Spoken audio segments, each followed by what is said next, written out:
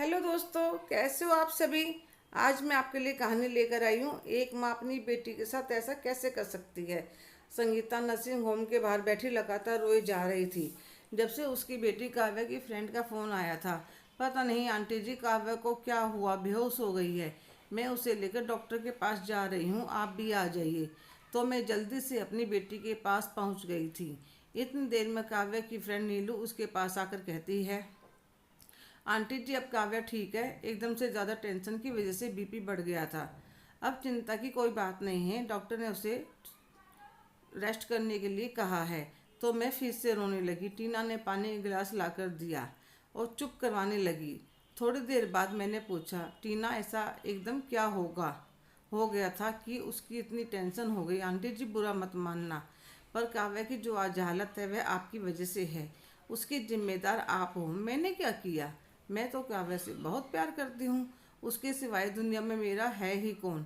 यही बात उसे गिल्ट फील करवाती है। आप टीचर बनना चाहती थी, पर मायके में ससुराल में किसी ने साथ नहीं दिया। यही बात आप बचपन से काव्या को बताती रही। आप टीचर बनना चाहती थी। अब मेरी बेटी टीचर बनकर मेरा सपना पूरा करेगी। पर आंटी जी, बिना मन के पढ़ाई नहीं होती। काव्या टीचर नहीं, फैशन डिजाइनर बनना चाहती थी, पर आपके सपने के आगे उसने अपने सपने की आहुति दे दी। पर फेल हो गई, नंबर नहीं ला पाई। आपको पता चलेगा इस बात की। उसे इतनी टेंशन हो गई कि वह बेहोश हो गई। टीना सारी बातें कह वहाँ से चली गई। टीना तो सब कहकर चली गई और मैं बैठी बैठी बुत बन गई। क्या मैं सचमुच में नीलेश बन गई हूँ। नीलेश, काव्य के पापा। मैं शादी के 12 साल के सफ़र में कहीं गुम हो गई थी। मेरा अस्तित्व तो जैसे था ही नहीं। नीलेश को हमेशा अपनी चलाने की आदत थी। कपड़ों के रंग हो या पर्दे, सब उसकी पसंद का होना चाहिए था। जब मैं शादी करके आई तब कितना कहा था नीलेश को, मैं टीचर बनना चाहती हूँ, पर उन्होंने कहा नहीं का मतलब नहीं। नाश्ता खाना सबका मेनू वे खुद ही बनाते थे। मुझे आलू की सब्जी पूरी बहुत पसंद थी, उन्हें छोले पूरी। आलू पूरी कभी बनी ही नहीं। तानाशाही टाइप के इंसान थे। जब वह रोड एक्सीडेंट में उनकी मृत्यु हुई, मैं बहुत रोई कि मैं अकेली काव्य की परवरिश कैसे करूँगी।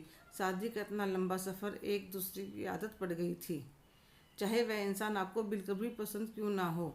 नीलेश ने एक काम बहुत अच्छा कर रखा था। बैंक में काफ़ी पैसा जमा था, मकान भी घर का था, इंश्योरेंस की भी रकम काफ़ी ज़्यादा मिली थी, इसलिए खर्च की कोई दिक्कत नहीं थी। 1-2 महीने में जिंदगी फिर पटरी पर चल पड़ी। नीलेश की वजह से जिस पड़ोस में मैं किसी को नहीं जानती थी, अब उनके साथ जान पहचान शुरू हो गई थी। सत्संग भी मैं भी जाना शुरू कर दिया था। किटी पार्टी भी ज्वाइन कर ली थी। सच कहूँ, कहते हुए अच्छा नहीं लग रहा, पर ऐसा लगा कि आज़ादी कितनी प्यारी होती है। पर बेटी के सामने अपनी ज़िंदगी का रोना रोती रहती थी और मुझे पता ही नहीं चला कब मेरे अंदर नीलेश की आदतें आ गई। बस अब मैं खुश थी। मेरी बेटी अब मेरा अधूरा सपना पूरा करेगी।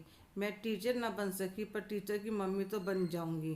पर मुझे अपने आप पर गुस्सा आ रहा था, हो रही थी, घिन हो रही थी। इतनी देर में नर्स ने आकर कहा, मैडम आपकी बेटी ठीक है। तो मैं जल्दी से अंदर गई। मेरी बच्ची बिल्कुल पीली पड़ गई थी। मैंने कुछ नहीं कहा। डॉक्टर ने कहा आप उसे ले जा सकते हैं। मैं उसके पीजी में जाकर काव्य का सामान पैक करने लगी। टीना कहने लगी, आंटी जी मैं आपको ज़्यादा बोल गई। नहीं बेटा, तुमने सच बताकर बहुत अच्छा किया। अब मुझे अपनी गलती सुधारनी है। मैं काव्या को अपने साथ लेकर जा रही हूँ। फैशन डिजाइनिंग के कोर्स में इसका नाम लिखवाऊंगी। सच आंटी जी, तुम्हारा बहुत बहुत शुक्रिया बेटा, पर अभी देर नहीं हुई है और मैं अपनी बेटी का हाथ पकड़ नई राह पर चल पड़ी। हेलो दोस्तों, कैसे हो आप सभी। आप आज की कहानी आपको कैसी लगी, कमेंट करके ज़रूर बताइएगा। अगर आप मेरे चैनल पर नए हैं तो लाइक, शेयर, सब्सक्राइब करना ना भूलें। धन्यवाद।